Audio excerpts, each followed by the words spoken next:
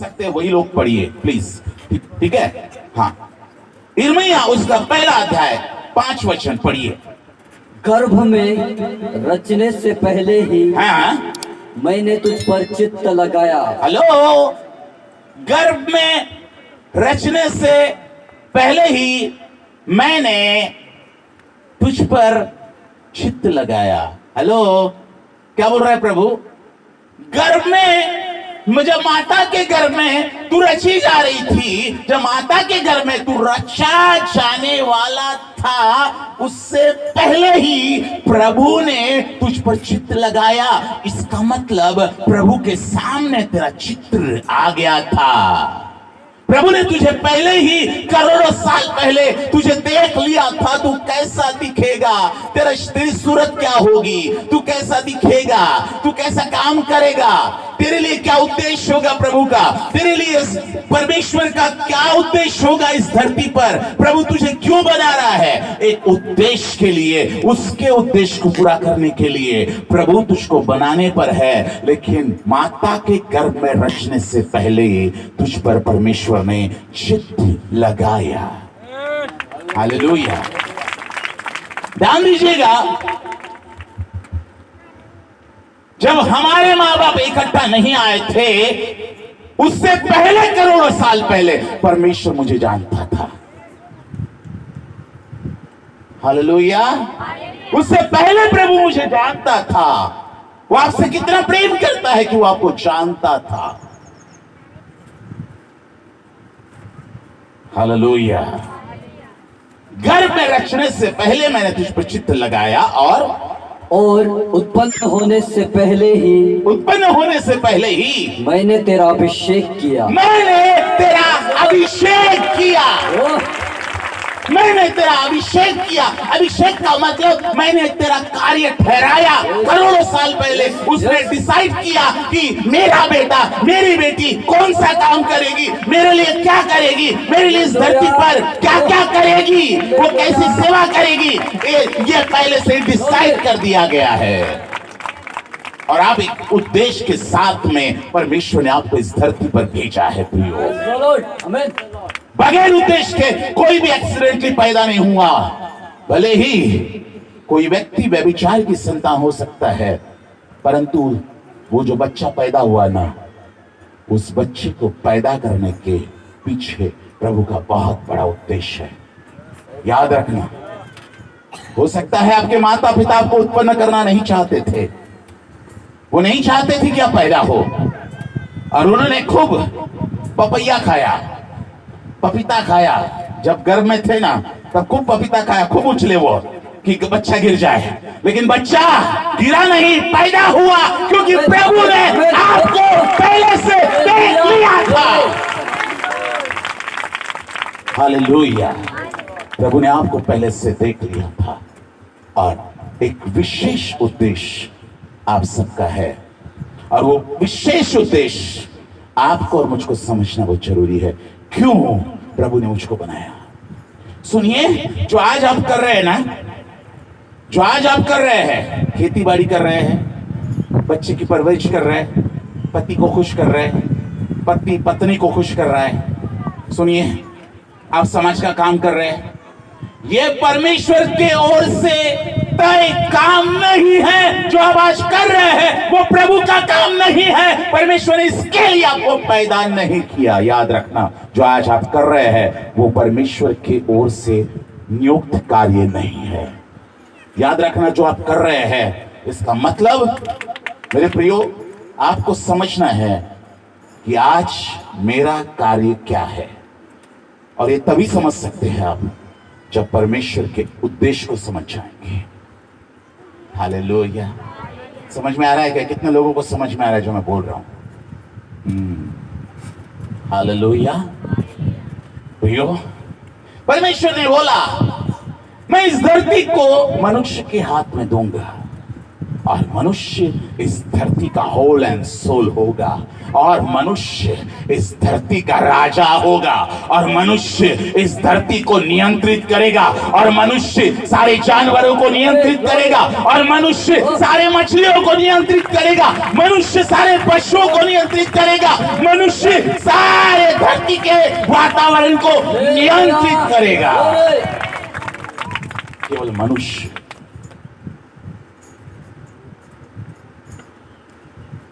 Hallelujah मेरे प्रियो।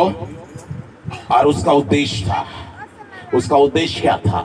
उसका उद्देश्य इस धरती पर आपको पैदा करने के पीछे, क्योंकि परमेश्वर सारे स्वर्ग और पृथ्वी का राजा है। क्या है वो? क्या है वो? राजा है, राजा है। बोलो राजा। राजा मेरे डिक्शनरी का शब्द ही नहीं है। मेरे डिक्शनरी में मैंने इस राजा शब्द को कभी नहीं रखा। हाँ, मैंने क्या रखा है? दास, गुलाम, ये मेरे डिक्शनरी के शब्द है अभी तक के। लेकिन मेरे प्रियो, मैं आपको बताना चाहता हूं, परमेश्वर ने आपको गुलाम नहीं बनाया, परमेश्वर ने आपको दास करके नहीं बनाया, परमेश्वर ने आपको मेरे प्रियो अपना बेटा बनाया।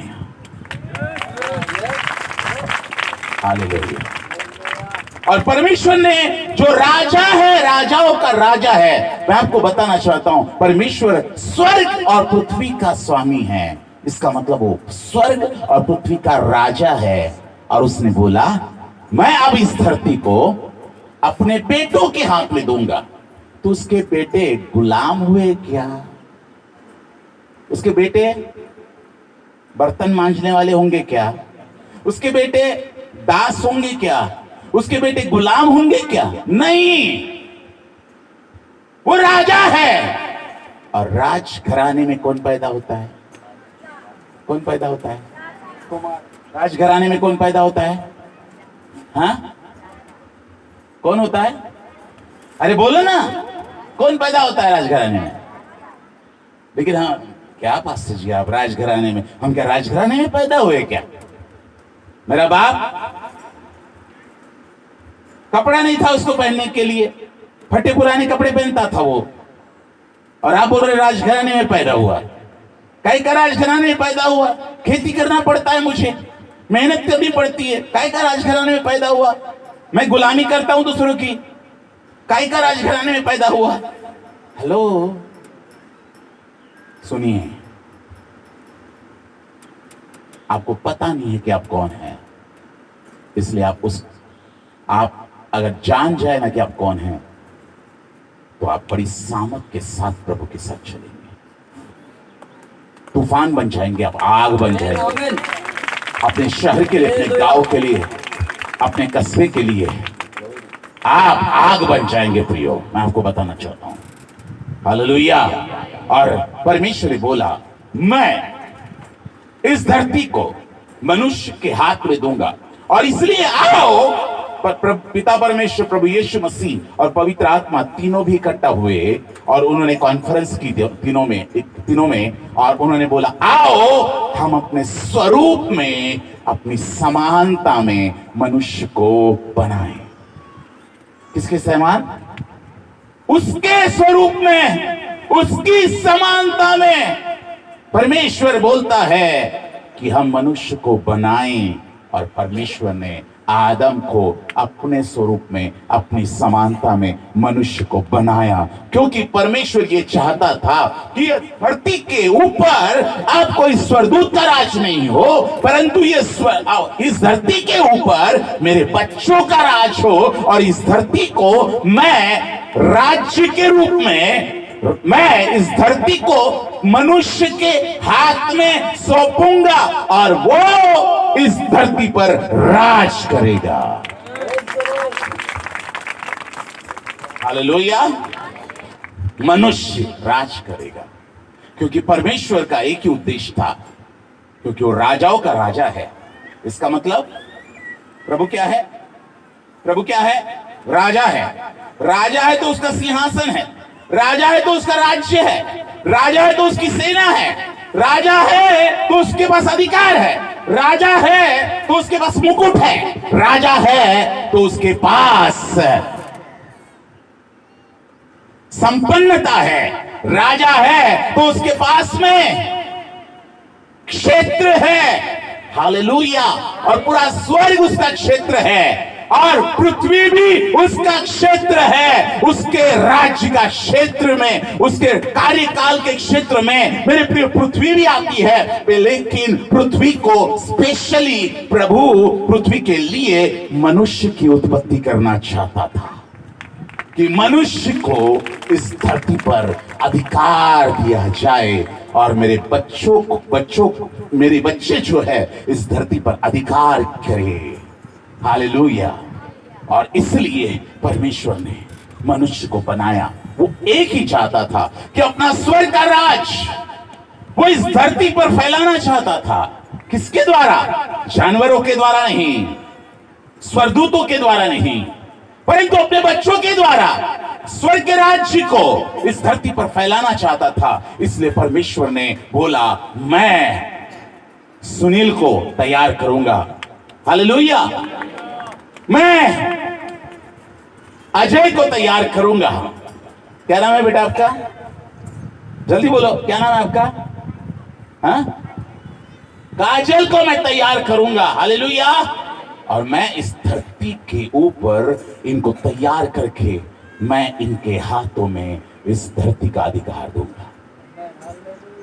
सुनिए, और यह अधिकार, सुनिएगा, यह अधिकार शारीरिक नहीं, पहले शारीरिक राज्य था मनुष्य का, परंतु यह अधिकार शारीरिक नहीं था, परंतु यह अधिकार आत्मिक था कि अगर आदम ने इस धरती के ऊपर आज्ञा दी ना तो पत्ता भी उसकी आज्ञा के बिना नहीं हिल सकता था। हेलो, क्योंकि इस धरती का कौन था? राजा था। बोलो राजा, राजा, राजा। आपके बीच में आकर मैं प्रचार करता हूं, ओके? कौन था वो? राजा, राजा था, हालेलुया। मैं आपको बताऊं आदम की लाइफस्टाइल कैसे थी, जानना चाहेंगे? आदम कैसा जीता था? हालेलुया। आदम को परमेश्वर ने क्या बनाया था? और हम सब आदम की संतान हैं। आदम को परमेश्वर ने कैसे बनाया था? राजा, इस धरती का राजा। इसका मतलब अगर आदम धरती का राजा था तो धरती का सिंहासन आदम के पास था, धरती का मुकुट आदम के पास था, हालेलुया। धरती की सामर्थ आदम के पास थी, धरती का अधिकार आदम के पास था, हालेलुया, हालेलुया। और सब कुछ आदम की आज्ञा से ही होगा। इस धरती पर जो कुछ भी घटेगा वो आदम के आज्ञा के बगैर नहीं घटेगा। ये उसका अर्थ था। हेलो, आप कौन हैं? आप भी कौन हैं? आदम की संतान है, हालेलुया। और आदम कैसे जीता था मैं आपको बताना चाहता हूं थोड़े से बातों में। हेलो, अगर हम उत्पत्ति 1:26 पढ़ेंगे तो उसमें एक विशेष उद्देश्य लिखा हुआ है, मैं आपको बताना चाहता हूं अभी, हालेलुया। क्या लिखा है? 1:26। फिर परमेश्वर ने कहा, हम मनुष्य को अपने स्वरूप के अनुसार, हम मनुष्य को अपने स्वरूप के अनुसार अपनी समानता में बनाए, और वे समुद्र की मछलियों। किस पर अधिकार करेंगे? मनुष्य किस पर अधिकार करेगा? मनुष्य किस पर अधिकार करेगा? यहां पर लिखा हुआ है, ये वचन में लिखा हुआ है, किस पर अधिकार करेगा? और वे समुद्र की मछलियों पर, और आकाश के पक्षियों पर, और घरेलू पशुओं पर, और सारी पृथ्वी पर, और सारी पृथ्वी पर। मेरे समान कीजिए, सारी पृथ्वी पर। सब लोग करें ना, सारी पृथ्वी पर। और आगे, हाँ, और सब रेंगने वाले जंतुओं पर, और सब रेंगने वाले जंतुओं पर, जो पृथ्वी पर रेंगते हैं, अधिकार रखे। क्या करे? अधिकार रखे। नहीं, उनकी गुलामी करे। क्या करे? क्या करे? क्या करे? समझ में नहीं आया। अधिकार का मतलब क्या होता है पास्टर जी? हेलो, हाँ, क्या करे? अधिकार करे। हालेलुया। क्या करे? अधिकार कौन करता है? गुलाम।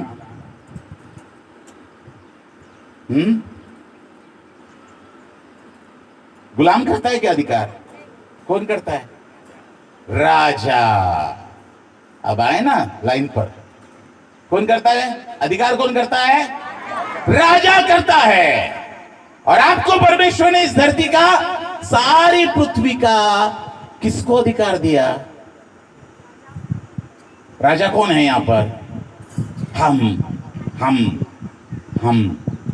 यानी इस धरती पर कुछ भी होगा ना, वो आपके अनुमति के बगैर नहीं होगा। ये उसका मीनिंग था, वो उसका अर्थ था। राजा की जो राजा का जो कार्यक्षेत्र होता है ना, उस कार्यक्षेत्र में जितना भी कुछ होता है उसके अनुमति के बगैर नहीं होता। यानी उसकी अनुमति लेना पड़ेगा सबको, तब जाके जब वो ऑर्डर देगा तभी हो सकता है। ध्यान दीजिएगा। हालेलुया। मेरे प्रियो, यह अधिकार परमेश्वर ने मनुष्य को दिया कि वो सारी पृथ्वी पर अधिकार करे। और सारी पृथ्वी के ऊपर जो भी चीजें थी ना, सारी पृथ्वी का वातावरण भी आदम की आज्ञा मानते थे। हेलो, किसकी आज्ञा मानते थे? आदम की। आपको बताऊं मैं, पाप करने से पहले आदम का लाइफस्टाइल कैसा था? पाप करने से पहले आदम का लाइफस्टाइल कैसा था, या आदम कैसे जीता था? बताओ मैं आपको। ध्यान दीजिए, आप ये समझेंगे कि पहला आदम कौन था? आदम। दूसरा आदम कौन हुआ? दूसरा आदम कौन था? दूसरा आदम बनकर कौन आया? हेलो, कौन आया? प्रभु यीशु मसीह दूसरा आदम बनकर आया। पहला आदम था, और दूसरा आदम बनकर कौन आया? प्रभु यीशु मसीह बनकर आया। हालेलुया। और आदम ने जो किया वही प्रभु यीशु मसीह ने किया। ध्यान दीजिएगा, जो मैं बोल रहा हूं आप शॉक हो जाएंगे। अभी तक आप बाइबल पढ़ते हैं लेकिन बाइबल को नहीं समझा। अब बाइबल कॉलेज गए कुछ लोग, लेकिन अभी तक बाइबल को नहीं समझे। अभी आपको बाइबल समझ में आएगी। ध्यान दीजिए। हालेलुया। ध्यान से सुनिए। हालेलुया। अभी यहां पर पहला आदम था, दूसरा आदम प्रभु यीशु मसीह था। ध्यान दीजिए। पाप करने से पहले आदम परमेश्वर के अधिकार का इस्तेमाल करता था। वो अधिकार इस धरती पर चलाता था, और ये सारी पृथ्वी की सारी चीजें जानती थी कि आदम मेरा राजा है। कौन मेरा राजा है? कौन मेरा राजा है?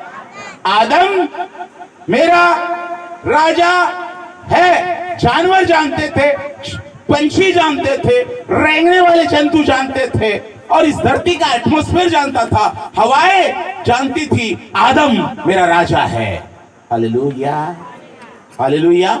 आदम मेरा राजा है। और वो कैसे जीते थे प्रियो? कैसे जीते थे? ध्यान दीजिए। आदम कैसे जीता था? अगर आदम समुद्र के ऊपर चले ना, समुद्र के पानी के ऊपर चलना चाहे, तो आदम समुद्र के पानी के ऊपर चलता था। Hello hello hello hello hello, सुनिए। आदम समुद्र के पानी के ऊपर चलता था, क्योंकि समुद्र जानता था, अरे ये मेरा राजा है, इसको मैं कैसे डुबाऊं? समुद्र जानता था कि आदम मेरा राजा है, इसको मैं कैसे डुबाऊं? हालेलुया। पेड़ पौधों से आदम बात करता था, और पेड़ पौधे आदम की आज्ञा मानती थी। जब पेड़ पौधे से बात करता था, पेड़ पौधे जानते थे आदम मेरा राजा है। सुनिए, जब आदम समुद्र के पानी के अंदर भी चला जाए ना, समुद्र के पानी के अंदर अगर आदम चला जाए, तो भी आदम को वो पानी डुबा नहीं सकता था, क्योंकि पानी जानता था कि ये मेरा राजा है, इसको मैं कैसे डुबाऊं। अगर वो बड़ी व्हेल मछली में भी, जिसने योना को गड़क लिया था, ऐसी व्हेल मछली के पेट में भी अगर आदम चला जाए ना,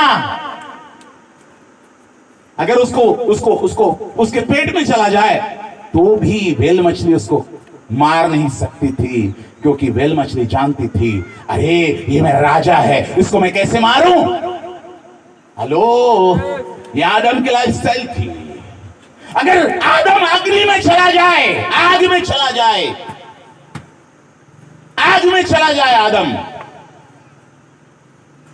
तो आग उसको जला नहीं सकती थी, क्योंकि आग जानती थी ये मेरा स्वामी है, ये मेरा राजा है, ये मेरा किंग है। हेलो, ये मेरा राजा है। अगर कोई सुनामी या तेज हवाएं आदम की ओर आ रही है, वो तेज हवाएं जो उड़ा के लेके जाती है, पूरा सत्यानाश करके जाती है, ऐसी तेज हवाएं अगर आदम की ओर आ रही है और आदम ने एक आज्ञा दी, ए हवाओं रुक जा, थम जा, वहीं पे उन हवाओं को थमना पड़ता था। हेलो, क्योंकि आदम राजा था, इस धरती का राजा, इस धरती का राजा। यहां तक कि सारी दुष्टात्माएं भी जानती थी आदम इस धरती का राजा है, इसलिए उसको कुछ भी टच नहीं कर सकती थी, क्योंकि वो जानती थी कि इसको टच करना इस परमेश्वर से पंगा लेना है। हेलो, पाप करने से पहले की बात कर रहा हूं मैं। हेलो, मैं जो बोल रहा हूं वो बाइबल के अनुसार बोल रहा हूं, कुछ भी बाहर से नहीं है। प्रियो, सुनामियों को आदम आज्ञा देता था, समुद्र को, अगर समुद्र फेन उठा रहा है, वो ज्यादा उछल रहा है, तो आदम आज्ञा देता था, ए समुद्र शांत हो जा। समुद्र को आज्ञा माननी पड़ती थी, क्योंकि समुद्र जानता था ये मेरा राजा है, इसकी अनाज्ञाकारिता मैं कैसे करूं। और ये आदम की लाइफस्टाइल थी प्रियो। बहुत सारी बातें हैं, और वो ही सारी बातें जब दूसरा आदम आया तो उसने वही बात किया जो पहला आदम करता था। यीशु ने अपना कोई भी परमेश्वर होने का अधिकार इस धरती पर इस्तेमाल नहीं किया, परंतु मनुष्य होने का अधिकार इस धरती पर इस्तेमाल किया। वो समुद्र पर चला, क्योंकि आदम समुद्र पर चलता था। जो मैं बोल रहा हूं उसे समझिए। वो आंधियों को आज्ञा दिया और आंधियां थम गई, क्योंकि पहला आदम भी वही करता था। दूसरे आदम ने केवल डेमोन्स्ट्रेशन बताया, देखो तुम भूल चुके हो तुम्हारा अधिकार क्या है, तुम भूल चुके हो तुम राजा लोग हो, तुम भूल चुके हो कि तुमको कौन से पावर दिए गए हैं, तुम भूल चुके हो कि तुमको ये सारा अधिकार मैंने दिया है। और वही अधिकार यीशु डेमोन्स्ट्रेट कर रहा था, वही अधिकार यीशु दिखा रहा था मनुष्य के सामने, 12 चेलों के सामने दिखा रहा था, ए मेरे बच्चों, ये तुम्हारा अधिकार है। हालेलुया। समझ में आ रहा है कि जो मैं बोल रहा हूं, कितने लोगों को समझ में आ रहा है?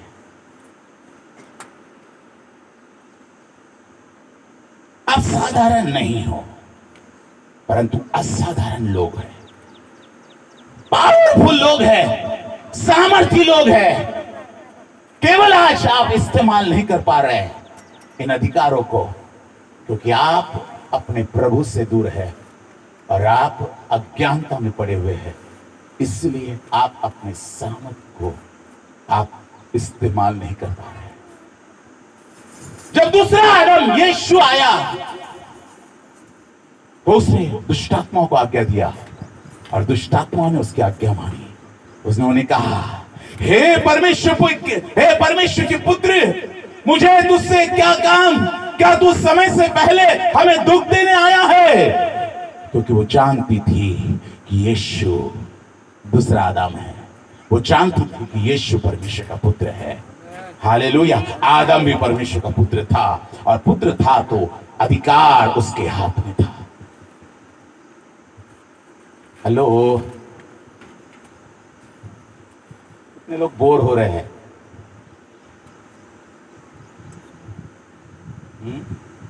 खाना परोसा जाए आपके सामने। हेलो, ये तो ट्रेलर बता रहा हूं मैं आपको।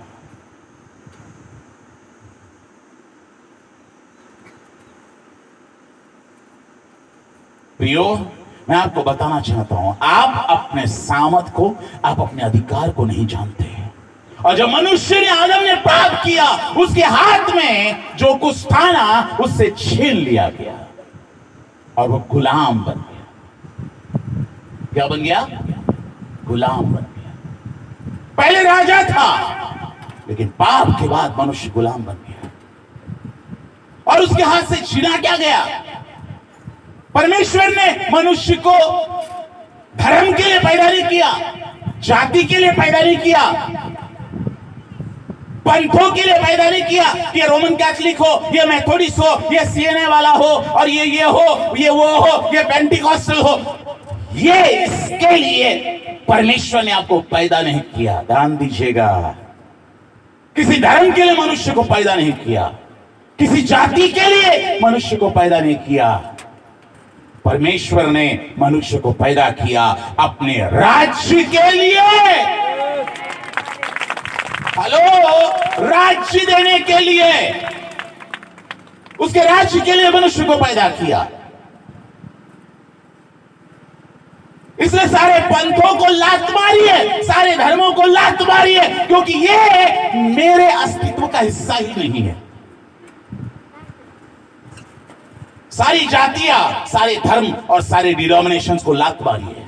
और एक ही बात याद रखिए, आप पैदा नहीं किए गए कि आप सीएनआई वाले हो, आप पैदा नहीं किए कि आप मेथोडिस्ट वाले हो, आप पैदा नहीं किए गए कि आप पेंटिकॉस्टल हो, आप पैदा नहीं किए गए कि आप रोमन कैथोलिक हो, आप पैदा किए गए कि आप राज्य की संतान हो।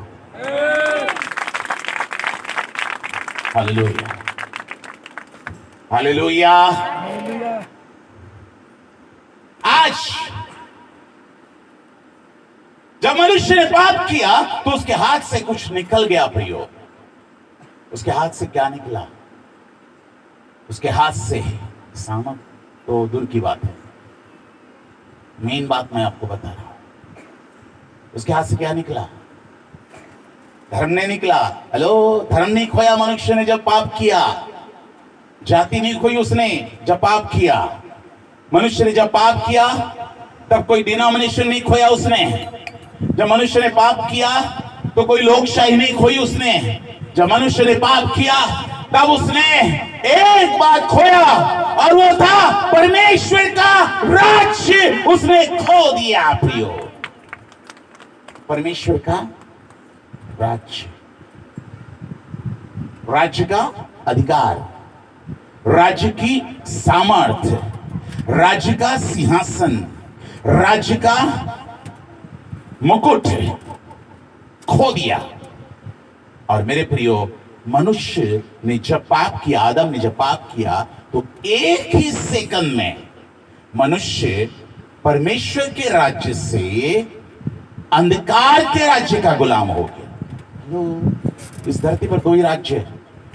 इस धरती पर कितने राज्य हैं? कितने राज्य हैं? कितने राज्य हैं? आत्मिक राज्य की बात कर रहा हूं, शारीरिक नहीं। परमेश्वर को शारीरिक राज्य से कोई लेना देना नहीं।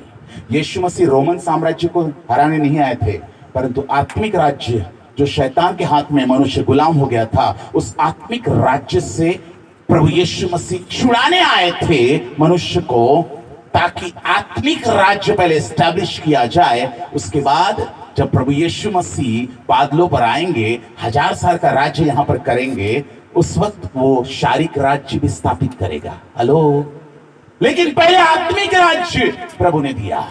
आत्मिक राज्य का मतलब आत्मिक सामर्थ्य। Hallelujah, hallelujah. और ये राज्य मनुष्य के हाथ से चला गया, राज्य का अधिकार चला गया प्रियो। और मनुष्य एक ही पल में, जैसे अपन पलक झपकते हैं ना, पलक झपकने में कितना टाइम लगता है, जैसे ही मनुष्य ने पाप किया एक ही पल में मनुष्य प्रकाश के राज्य से अंधकार के राज्य का गुलाम बन गया और उसके हाथ से अधिकार छीन गया उसके, और पूरी तरह से वो अंधकार के राज्य के संस्कृति में चला गया। हेलो, सुनिए सुनिए सुनिए सुनिए, अगर राज्य है तो उसकी अपनी संस्कृति होती है। क्या होता है? कल्चर होता है। राज्य जब होता है तो उसका क्या होता है? संस्कृति होती है। आदिवासियों की भी एक संस्कृति है कि नहीं? आदिवासियों की भी एक संस्कृति है ना? हेलो, संस्कृति है ना, कल्चर है ना, हाँ, रीति रिवाज है ना। और राज्य का अपनी संस्कृति होती है, और परमेश्वर के राज्य की संस्कृति क्या है? प्रेम, आनंद, शांति, धीरज, कृपा, भलाई, विश्वास, नम्रता, संयम, क्षमा, प्रेम। हेलो, ये मेरे राज्य की संस्कृति है कि जब मैं अपने राज्य में होता हूं तो ये संस्कृति में मुझे अपने आप को ढालना है। प्रेम में, आनंद में, शांति में, धीरज में, कृपा में, भलाई में, विश्वास में, नम्रता में, संयम में।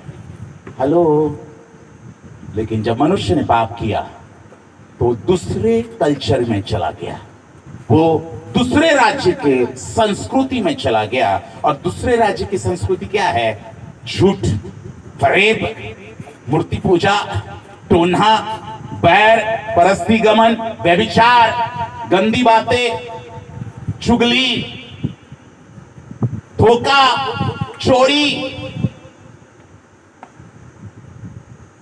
दुश्मनी। हेलो, ये किस राज्य की संस्कृति है? मेरे राज्य की संस्कृति नहीं है। मेरे डीएनए में ये बातें थी ही नहीं। मुझे बनाया गया था लोगों से प्रेम करने के लिए, क्योंकि मेरे राज्य में मेरी एक संस्कृति थी, और मेरे राज्य में मेरी राज्य की संस्कृति जो थी ना, उस संस्कृति को मैंने भुला दिया और मैं दूसरे राज्य में चला गया, शैतान के राज्य में, अंधकार के राज्य का गुलाम मनुष्य बन गया। और जब गुलाम बन गया तो जो गुलाम बन जाता है ना, उसका राजा जो होता है, अंधकार के राज्य का राजा, उन पर राज करता है और वो अपनी संस्कृति में ढालता है लोगों को। हेलो, समझ में आ रहा है क्या?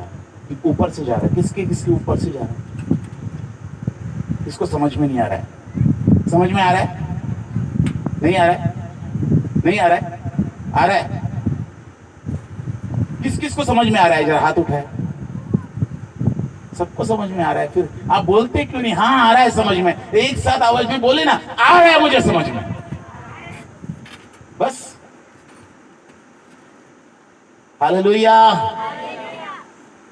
अंधकार के राज्य की संस्कृति में मनुष्य चला गया प्रियो। और मनुष्य जब पाप किया तो अपने राजा को भूल गया। सुनिए सुनिए सुनिए सुनिए, अपने राजा को भूल गया जो उसका राजा था परमेश्वर, उसको भूल गया। उसके राज्य को भूल गया जो उसका राज्य था, स्वर्ग का राज्य। हालेलुया।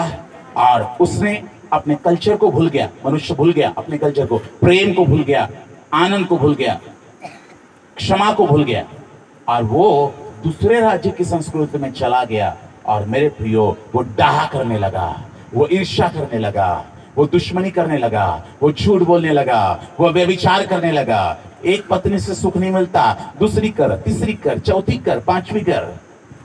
एंजॉयमेंट कर रहा है, बस शरीर के सुख के लिए मनुष्य दौड़ रहा है।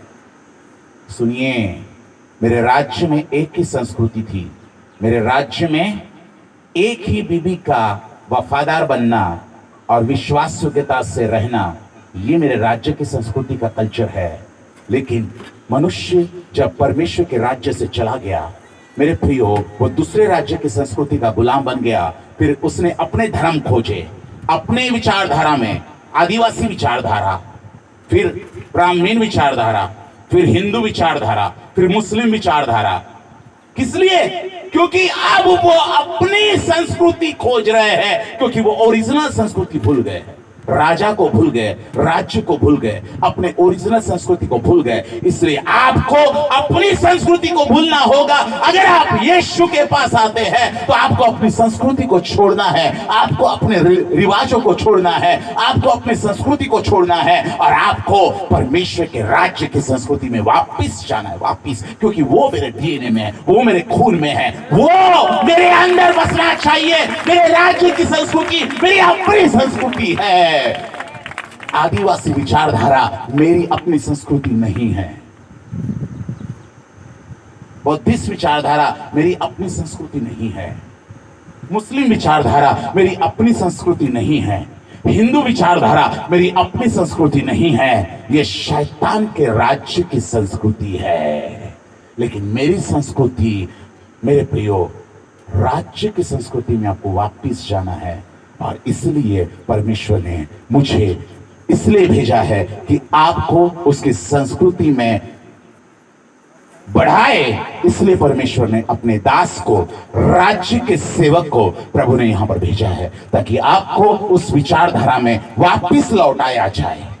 हेलो हेलो, सुनिए, मेरा काम सिंपल है।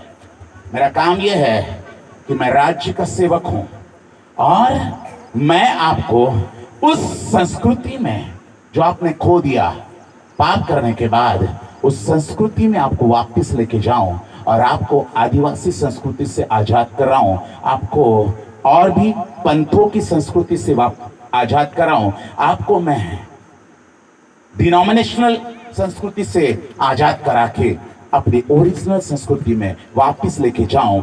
इसलिए प्रभु ने मुझे यहां पर भेजा है। और इसलिए लात मारो अपने संस्कृति को। हेलो, सीधा लात मारो। क्या करो? वो मेरी ओरिजिनल संस्कृति नहीं है। मेरी ओरिजिनल संस्कृति क्या है? ये मेरी संस्कृति है। ये मेरे राज्य की संस्कृति है। इसमें लिखा हुआ है मेरी संस्कृति कैसी होनी चाहिए, मेरा चाल चलन कैसा होना चाहिए, मेरा बोलना कैसा होना चाहिए, मेरा उठना कैसा होना चाहिए, मेरा बैठना कैसा होना चाहिए, मेरा सोचना कैसा होना चाहिए। ये इसमें मेरा कल्चर है, इसमें मेरी राज्य की संस्कृति है। ये है वो जो मुझे बदलती है। ये है वो जो मेरे पुराने अस्तित्व को वापस कराती है। ये है वो, ये कोई धर्म की बुक नहीं है, ये कोई धर्म की पुस्तक नहीं है।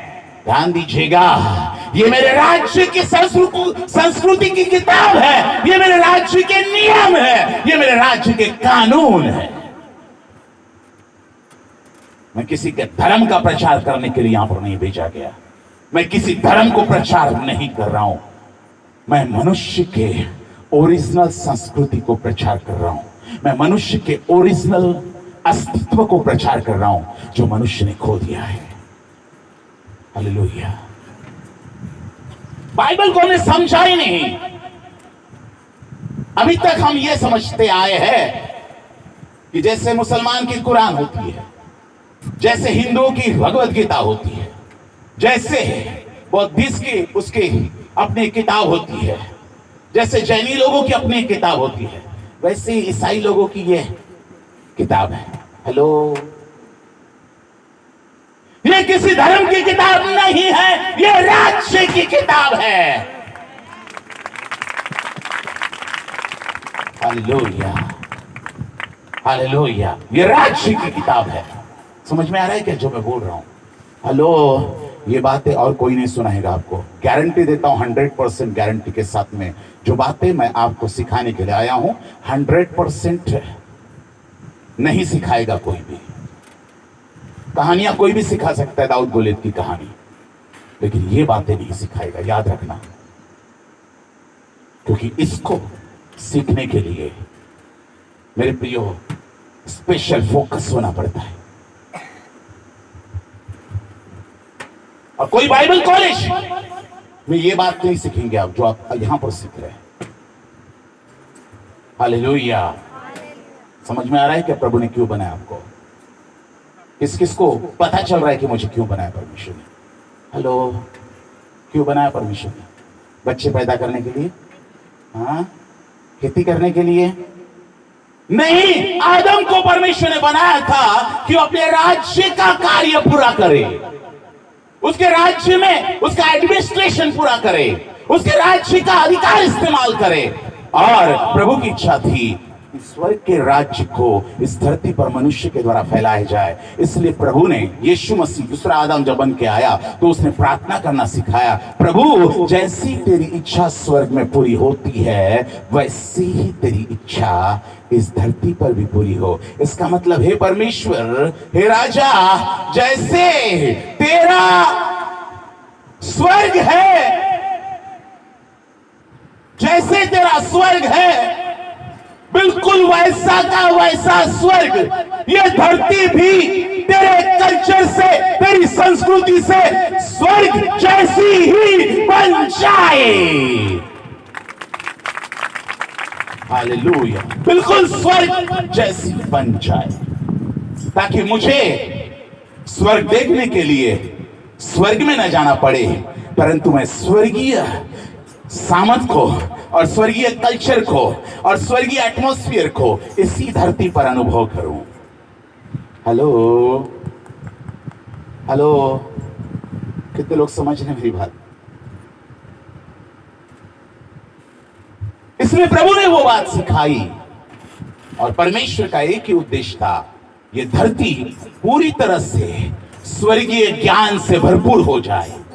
हालेलुया, स्वर्गीय संस्कृति से भरपूर हो जाए, स्वर्गीय प्रेम से भरपूर हो जाए, स्वर्गीय शांति से भरपूर हो जाए, स्वर्गीय आनंद से भरपूर हो जाए, स्वर्गीय सामर्थ से भरपूर हो जाए, स्वर्गीय अधिकार से भरपूर हो जाए, और यह पूरी धरती पर परमेश्वर का राज्य फैलता जाए।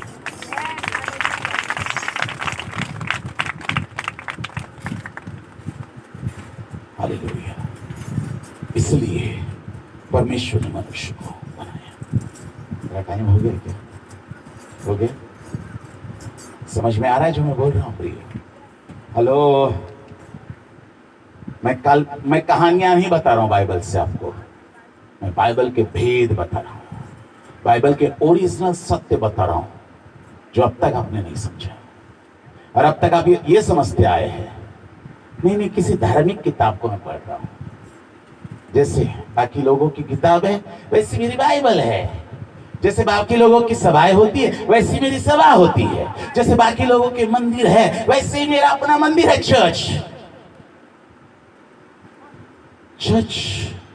धार्मिक स्थान नहीं है, चर्च एक राष्ट्रीय स्थान है, जहां पर राजा आता है अपनी प्रजा से बात करता है, जहां पर राजा आता है और अपनी प्रजा को आशीष देता है, और जहां पर राजा आता है वहां पर राजा अपने अधिकारों को चलाता है। हालेलुया। और जब मनुष्य अंधकार के राज्य का गुलाम हो गया, जब प्रभु यीशु मसीह आया, ध्यान दीजिए, जब प्रभु यीशु मसीह आया तो प्रभु यीशु मसीह परमेश्वर की आत्मा की सहायता से जब वो आया तो दुष्ट आत्माएं निकलने लगी, अंधकार के प्यादे ना, अंधकार की सेना तड़पने लगी, अंधकार की सेना जो है ना वो क्या होने लगी, बिन पानी के मछली जैसी तड़पती है ना वैसे तड़पने लगी, उछल कूद करने लगी, चिल्लाने लगी। क्यों? क्योंकि दुष्ट आत्माएं जानती थी, अरे ओरिजिनल राज्य आ गया, जो मैंने छीन लिया था ओरिजिनल राज्य आ गया, ओरिजिनल राजा आ गया, इसे भागो यहां से, भागो भागो भागो भागो, और दुष्ट आत्माएं निकलने लगी। और इसलिए प्रभु ने बोला, यदि मैं परमेश्वर की आत्मा की सहायता से दुष्ट आत्माओं को निकालता हूं तो समझ लो कि परमेश्वर का राज्य तुम्हारे मध्य में आ चुका है। हालेलुया। तो समझ लो परमेश्वर का राज्य तुम्हारे मध्य में आ गया है, क्योंकि एक राज्य ने दूसरे राज्य को पैर से रोन डाला, और एक राजा ने दूसरे राजा को अपने पैर से रोन डाला और उसका अधिकार छीन लिया, और वो अधिकार मुझको और आपको यीशु मसीह ने, उस राजाओं के राजा ने फिर से एक बार वो अधिकार वापिस आपके हाथ में दे दिया। इसलिए जब ये राजा यहां पर आया रात में, इसलिए जब ये राजा यहां पर आया तो दुष्टात्माओं ने देखा, अरे राजा आ गया, अब क्या करे, अब भागो यहां से, भागो। एक्सपोज होने लगी दुष्टात्माएं। क्यों? वो जानती है कि ओरिजिनल राजा कौन है। वो जानती है, वो आपके अंदर उस यीशु को देखती है, वो आपके अंदर उसकी सामर्थ को देखती है, वो आपके अंदर उसके राज्य को देखती है, वो आपके अंदर उसकी आग को देखती है, और वो समझ जाती है दूसरा राज्य आ गया है, अब हमें निकलना पड़ेगा। जिस पर हमने अतिक्रमण करके बैठे थे, अब हमें निकलने की जरूरत है, क्योंकि अब ओरिजिनल राज्य वापिस आ गया है। इसलिए यहां से रफा दफा हो जाओ, चलो भागो यहां से। इसलिए सबके शरीरों को छोड़कर भाग रही थी।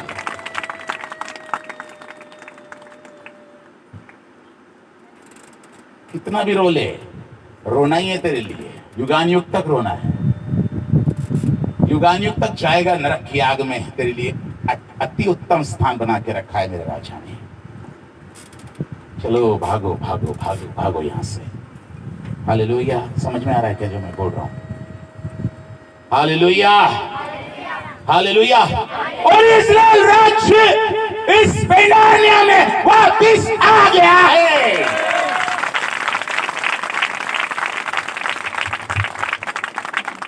और ये सब बैठे हुए गुलाम नहीं है। गुलामी आपकी सोच में है, और मैं आपकी सोच को बदलने आया हूं। गुलामी आपके विचारों में है,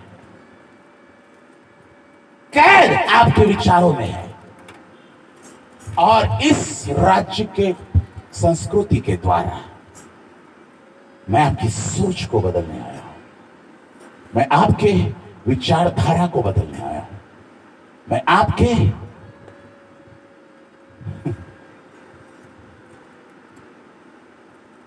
समझ में आ रहा है कहां पर गुलामी है? गुलामी बाहरी रूप से नहीं है, गुलामी बाहर नहीं है आपके, गुलामी आपके अंदर बसी हुई है। वो गुलामी तभी हट सकती है जब राज्य का ओरिजिनल प्रकाशन आपको प्राप्त हो, जो अभी प्राप्त हो रहा है। इस प्रकाशन के द्वारा प्रभु आपकी अज्ञानता को दूर कर रहा है। और सुनिए मैं जो बोल रहा हूं, प्रभु यीशु मसीह ने अपने 3.5 साल की सेवकाई में, सारे पास्टर्स ध्यान दीजिए, सारे पास्टर्स लीडर्स ध्यान दीजिए, 3.5 साल के सेवकाई में प्रभु यीशु मसीह ने विश्वास नहीं पढ़ाया, अभिषेक नहीं पढ़ाया, नया जन्म नहीं पढ़ाया। हेलो, नया जन्म केवल एक व्यक्ति को बताया, वो भी रात के 2 बजे। पब्लिकली कभी नया जन्म प्रभु ने नहीं बताया। केवल विश्वास कर ले और नया जन्म पा ले, प्रभु ने बोला। विश्वास पर्टिकुलर, विश्वास के इतने प्रकार होते हैं, प्रभु ने नहीं बताया। हेलो, प्रभु ने बोला केवल विश्वास कर और इस राज्य के अधिकारी हो जा। हेलो, ध्यान दीजिएगा, एक ही प्रचार प्रभु यीशु मसीह ने 3.5 साल की सेवकाई में किया, और वो था परमेश्वर का राज्य। दूसरा कोई टॉपिक नहीं पढ़ा है पूरे लाइफ टाइम में, पूरे लाइफ टाइम में कोई दूसरा प्रचार किया ही नहीं प्रभु ने, क्योंकि दूसरा प्रचार करने के लिए वो आया ही नहीं था। मरकुस के पहले अध्याय के 38 और 29 वचन में क्या लिखा हुआ है?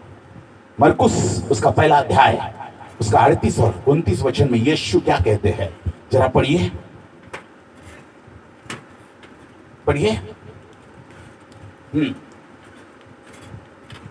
जल्दी पढ़िए। वह तुरंत आराधनालय में से निकलकर याकूब और यूहन्ना के साथ शमौन और अंद्रियास के घर आया। पहला अध्याय 38 और 29 वचन पढ़ रहे हैं। उससे कहा, हाँ, आओ आओ, हाँ, हम और कई आसपास की बस्तियों में हम और कई आसपास की बस्तियों में जाए, हम क्या प्रचार करते हैं? हेलो हेलो, हाँ हाँ हाँ, हम और कई आसपास की बस्तियों में जाए और क्या क्या क्या प्रचार करें? कि मैं वहां भी प्रचार करूं, कि मैं वहां भी प्रचार करूं।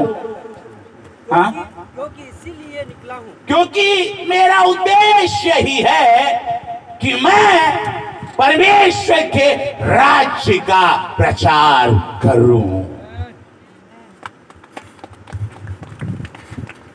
हम क्या सिखाते हैं?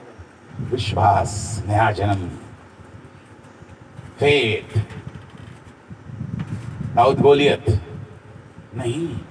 प्रभु ने एक ही प्रचार किया पूरी लाइफ टाइम में।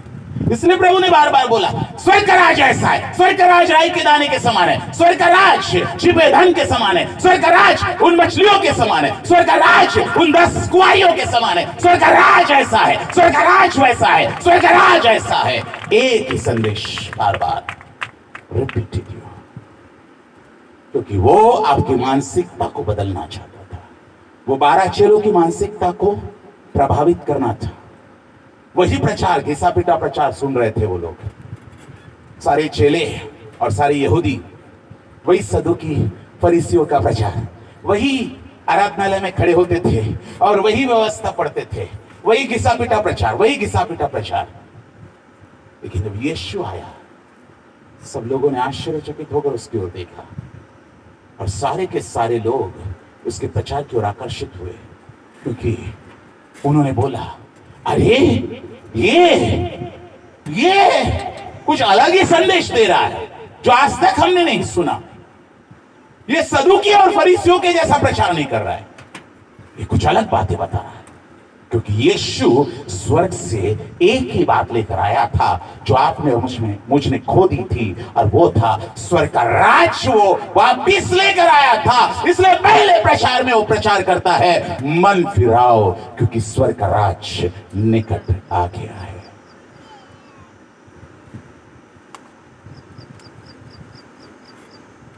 हालेलुया। मैं आपकी विचारधारा को बदलने आया हूं, स्पेशली बम्बार्डिंग करने आया हूं जो एजुकेटेड लोग हैं।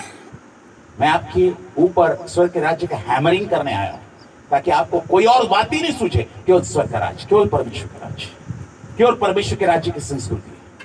हेलो, और मैं आपको बताना चाहता हूं, घमंड के साथ नहीं, बड़ी नम्रता के साथ, कि और कोई फोकस करता ही नहीं स्वर्ग के राज्य पर। और हम अपने लोगों को 30 दिन की स्कूल लेते हैं, स्वर्ग के राज्य की, परमेश्वर के राज्य की स्कूल। उसमें स्कूल में क्या पढ़ाते हैं? राजा कैसा चलता है, राजा कैसा बोलता है, राजा कैसा उठता है, राजा कैसा दिखता है, राजा कैसा सोचता है, राजा कैसा कार्य करता है। राजा है तो उसका राज्य है, राजा है तो उसका सिंहासन है, राजा है तो उसकी अपनी राज्य की भाषा होती है, राज्य है तो उसकी अपनी मिलिट्री होती है, अपनी सेना होती है, राज्य है तो उसकी अपनी संस्कृति होती है, राज्य है तो उसकी अपना क्षेत्रफल होता है, अपनी टेरिटरी होती है। हम केवल राज्य बताते हैं, परमेश्वर का राज्य, परमेश्वर का राज्य, परमेश्वर का राज्य, परमेश्वर का राज्य। 30 दिन भी हमको कम पड़ते हैं, 30 दिन भी राज्य हम बढ़ाते हैं, केवल राज्य। लोग खाली पूरी बोलते हैं परमेश्वर का राज्य, स्वर्ग का राज्य मुझे बढ़ाना है, बस इतना बोलते हैं, लेकिन अंदर क्या कंटेंट है ये उनको पता ही नहीं। अंदर कौन सी शिक्षा है ये उनको पता ही नहीं कि राज्य में है क्या। क्योंकि हम लोग, ध्यान दीजिए, हम लोग अलग अलग धर्मों से आए हुए हैं, अलग अलग जातियों से आए हुए हैं, अलग अलग डिनोमिनेशन से आए हुए, पंथों से आए हुए हैं। और हम लोग क्या करते हैं जब प्रभु यीशु मसीह के पास में आते हैं? हमारे विचार नहीं बदलते, केवल हमारा पाप दूर होता है, हमारे विचार बदले नहीं होते। और हम क्या करते हैं? हिंदू से आते हैं, हम हिंदू विचारधारा को बाप दादों से सुनकर उसको पोटली बनाकर अपने साथ में लेके आते हैं और उसी विचारधारा से बाइबल को पढ़ते हैं। और बाइबल में कुछ भी समझ नहीं पाते, क्योंकि आदि विचारधारा हमारे बाप दादों की है, हमारी रूढ़ी और परंपराओं की है, और हम बाइबल को उस विचारधारा से पढ़ रहे हैं। बाइबल के सही मीनिंग को भी समझ नहीं पाते कि बाइबल कोई धार्मिक पुस्तक नहीं है, बाइबल एक राज्य की किताब है। ये राजाओं के बारे में बताती है, ये अधिकार के बारे में बताती है। बाइबल ये संस्कृति के बारे में बताती है, अपने राज्य की संस्कृति के बारे में, अपने राज्य की सामत के बारे में, अपने राज्य के अधिकारों के बारे में बाइबल में लिखा हुआ है। हेलो, बोर हो गए?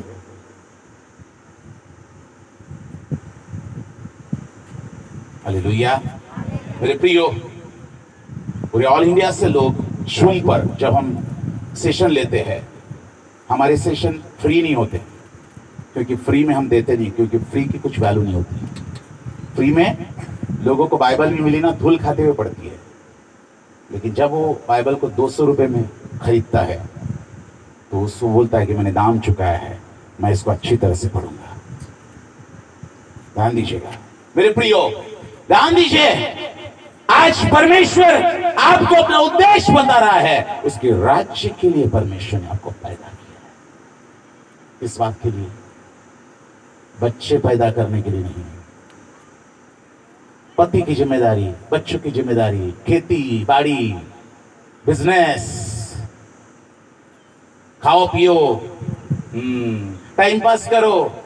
24 घंटे में कितना समय हम बर्बाद कर देते हैं, ऐसे ही बैठे रहते, कुछ नहीं कर रहे, बस देख रहे, टकाटक देख रहे, कुछ नहीं कर रहे, बस ऐसे ही बैठे हुए। काय के लिए बैठा है? नहीं, बस ऐसे ही बैठा हूं। काय के लिए? अरे 70 साल दिए है प्रभु ने।